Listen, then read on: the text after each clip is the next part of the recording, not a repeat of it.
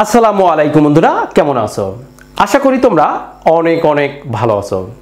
আজকে যে বিষয়টা তোমাদের সাথে শেয়ার করতে যাচ্ছি সেটা হচ্ছে আমরা অনেক সময় বিভিন্ন ধরনের ওয়ার্ড দেখি, বাট বিভিন্ন ধরনের ওয়ার্ড হলেও অর্থ কিন্তু এক হয়।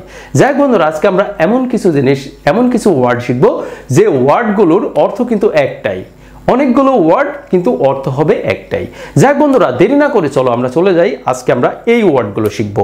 এখানে দেখো, এখানে 4টা ওয়ার্ড দেয়া আছে। এই ওয়ার্ডগুলো তোমাদের খুব পরিচিত ওয়ার্ড।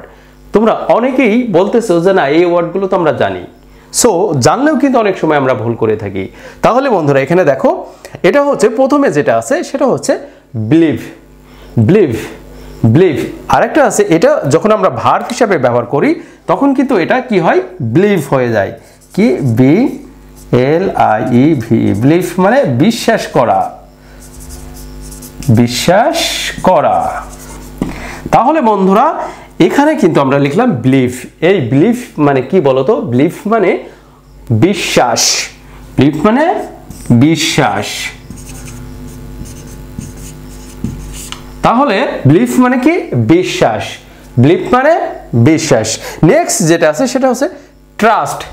ট্রাস্ট ট্রাস্ট মানে তুমি আমাকে ট্রাস্ট করতে পারছো না, এতদিন তোমার সাথে আমার সম্পর্ক, তুমি আমাকে ট্রাস্ট করতে পারছো না। এই যদি কাউকে ট্রাস্ট না করো তাহলে কিন্তু কোনো কিছু করতে পারবে না। তাহলে যে কোনো ব্যক্তিকে ট্রাস্ট করতে হবে। আর ট্রাস্ট করাটাই হচ্ছে আমাদের ইসলামের একটা কাউকে বিশ্বাস করাটাই আমাদের ইসলামের একটা স্তম্ভ।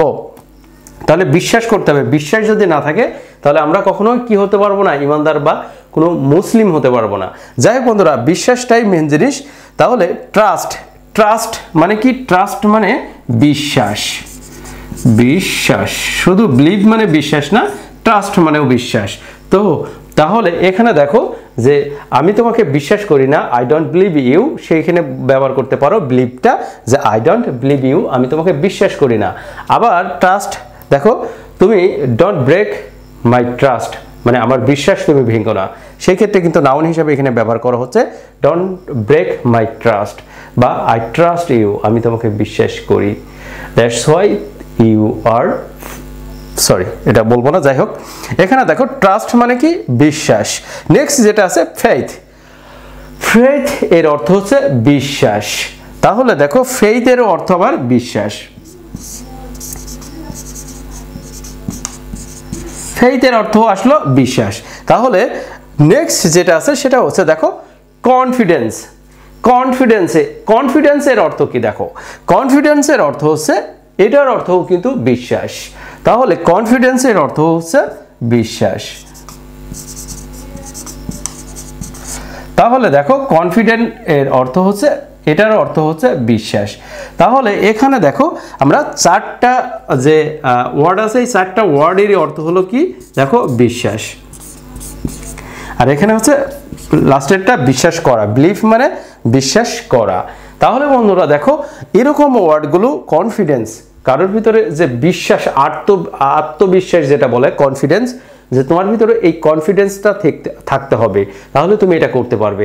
কনফিডেন্স যদি না থাকে তাহলে কোনো কিছু করতে পারবে না। তাহলে এটাই হচ্ছে সেই কনফিডেন্স। কনফিডেন্স অর্থ হচ্ছে বিশ্বাস অথবা আত্মবিশ্বাস। এখানে বলতে পারো বিশ্বাস অথবা আত্মবিশ্বাস। আবার ফেইথ মানে বিশ্বাস, ট্রাস্ট মানে বিশ্বাস, বিলিভ মানে বিশ্বাস। তাহলে এই 4টা ওয়ার্ডই আমাদের কিন্তু আজকে ক্লিয়ার হয়ে গেল। প্রথম থেকে আবারও রিপিট করছি। বিলিভ মানে বিশ্বাস, ট্রাস্ট মানে বিশ্বাস, ফেইথ মানে বিশ্বাস, অ্যান্ড কনফিডেন্স মানে বিশ্বাস। অ্যান্ড ফাইনালি যেটা বিলিভ মানে বিশ্বাস করা। এটা হচ্ছে ভার্ব হিসাবে আমরা ব্যবহার করে থাকি। ভার্বের লিস্টে দেখবে যে বিলিভ আছে। বিলিভ মানে কি? বিশ্বাস করা। তাহলে বন্ধুরা, আজকের পরে থেকে এই 5টা ওয়ার্ড তোমাদের কাছে আর কোনো সমস্যা হবে না। সো বন্ধুরা, আজকে এই পর্যন্ত। ভালো থেকো, সুস্থ থাকো, আর পারলে ভিডিওটা শেয়ার করে দাও, কারণ এই 5টা ওয়ার্ড যারা এখন পর্যন্ত জানে না, এর অর্থগুলো জানে না, তাদের জন্য এই ভিডিওটা অনেক অনেক ইম্পর্টেন্ট। যাই হোক বন্ধুরা, আজকে এই পর্যন্ত। ভালো থেকো, সুস্থ থেকো, আল্লাহ হাফেজ।